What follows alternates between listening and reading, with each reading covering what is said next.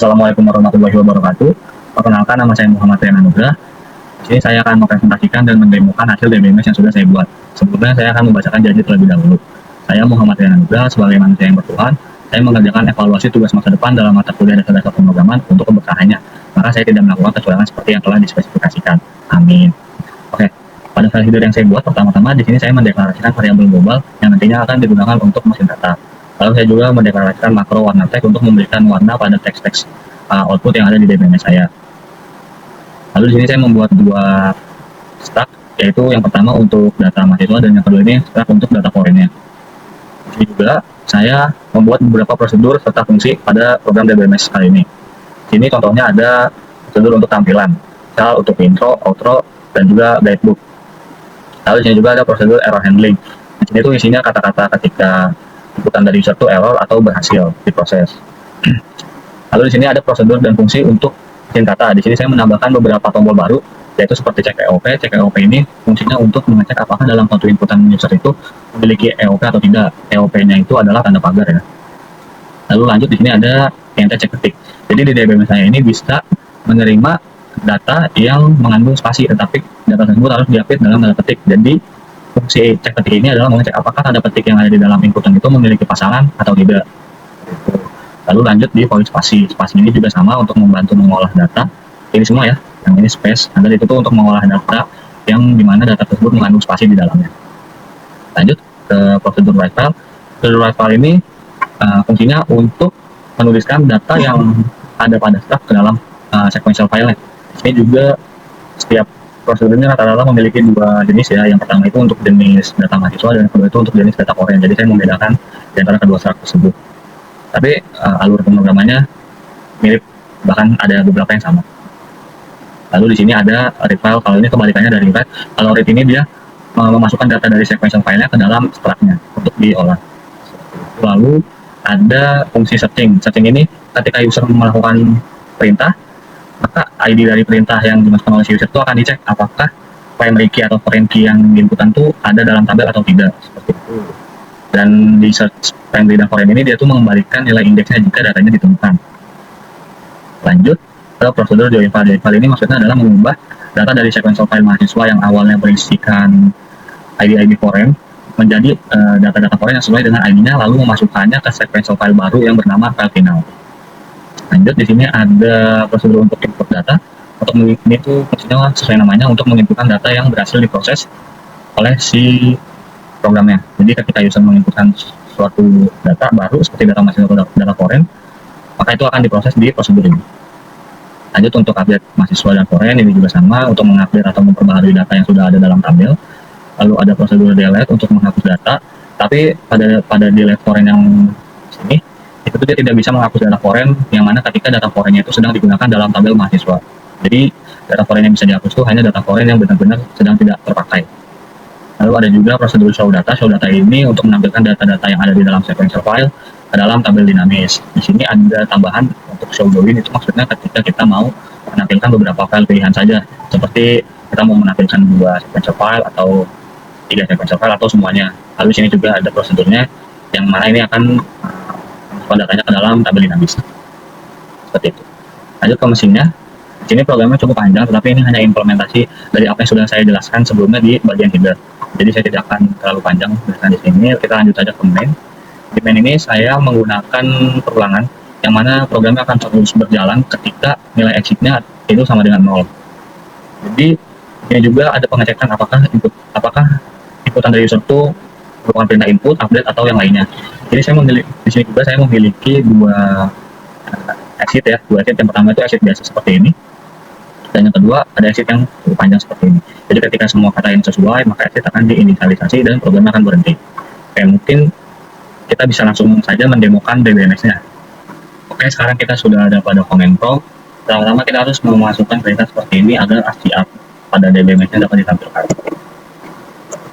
Lalu kita compile. Oke, berhasil di-compile dan ini adalah tampilan paling awal dari DBMS saya. Menampilkan guidebook-nya, cara memakai DBMS-nya, ada beberapa panduan juga di sini untuk selalu menggunakan tanda pagar sebagai EOP, ada jenis data, format untuk ID, format-format untuk inputan lainnya. Lalu juga ada gunakan tanda petik atau underscore untuk data yang membutuhkan spasi. Contohnya di sini ada kata the weekend yang membutuhkan spasi di dalamnya, maka kata ini akan diupdate dengan tanda petik atau mengganti spasinya dengan underscore. Lanjut, di sini ada perintah help. Help ini ketika kita mau menampilkan ulang guidebooknya, kita bisa mengalihkan perintah help, lalu kita inputkan, maka guidebooknya akan ditampilkan kembali. Itu juga bisa berlaku untuk help yang lebih spesifik. Contohnya kita ingin menampilkan panduan untuk melakukan input itu seperti apa, bisa kita ketikkan help input. Ini berlaku untuk seluruh jenis perintah ya, jadi nanti akan betul sesuai jenis perintah yang kita masukkan. Lanjut, sini saya akan coba dulu data mahasiswanya. Sudah tampil, ini data mahasiswa terkini yang sudah saya inputkan, maka saya di sini akan menambahkan data baru. Berhasil. Lanjut. Nah, di program saya kan tadi bisa menampung spasi, jadi di sini saya menggunakan tanda petik, dan juga di program saya tuh tidak ada urutan khusus. Jadi kalau kita mau mengubah seperti ini ataupun seperti ini, selama formatnya sesuai, maka itu akan tetap dapat diproses. Jadi ketika kita tampilkan lagi, data yang kita inputkan barusan itu sudah berhasil masuk ke dalam tabel. Contohnya dan juga ini. Lanjut untuk perintah update, kita akan mengupdate data M010. Proses berhasil ketika kita tampilkan, maka data yang awalnya itu S001 itu berubah menjadi S007 sesuai dengan data update. Yang artinya proses update berhasil dilakukan. Lanjut untuk perintah delete, mungkin saya akan mendelete data M004. Oke. Nah, di sini yang awalnya ada data M004, tapi datanya sudah berhasil di delete. Lanjut kita ke join, jadi join ini untuk menampilkan beberapa data pilihan saja, kayak misalnya kita menampilkan data mahasiswa dan skillnya apa, bisa kita input, akan keluar data namanya dan juga data skillnya. Lalu bisa juga untuk semuanya seperti ini akan keluar semua. Dan juga ada show final.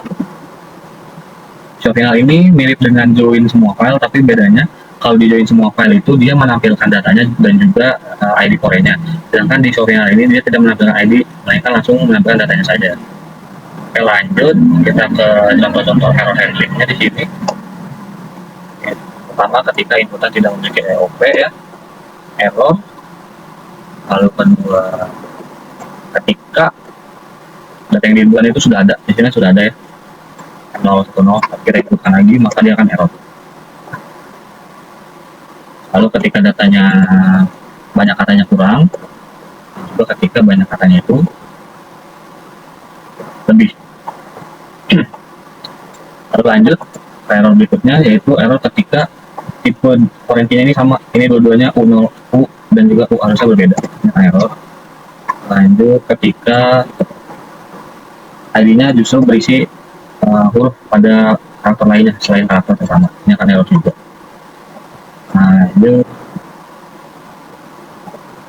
Lanjut ketika perintah tidak dikenali seperti ini, kata join ini itu nggak ada ya, harusnya itu input, jadi ini akan error.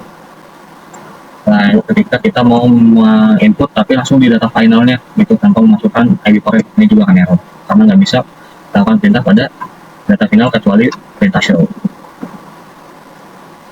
Lalu ada contoh input yang menggunakan tanda petik tapi tanda petiknya tidak ditutup, error. Dan lanjut ketika inputan ID-nya itu diberi spasi, ini juga tidak boleh, ID tidak boleh diberi spasi. Lalu untuk contoh error pada perintah update, itu ketika data yang kita update itu tidak ada dalam tabel, hanya akan error. Lanjut ke error delete, ini sama ya seperti yang update karena datanya nggak ada. Lanjut di sini ketika kita mau mendelete data pengalaman P001, tapi P001 ini lagi digunakan dalam tabel, jadi dia nggak boleh delete. Lanjut untuk contoh error pada join, ini ketika jenis datanya sama dipanggil lebih dari sekali maka akan error, atau ketika kita menjoin sequence file tapi file mahasiswanya tidak disertakan. Oke, lalu untuk keluar dari program DBMS-nya kita bisa ketikkan exit seperti ini, atau kita ketikkan seperti ini.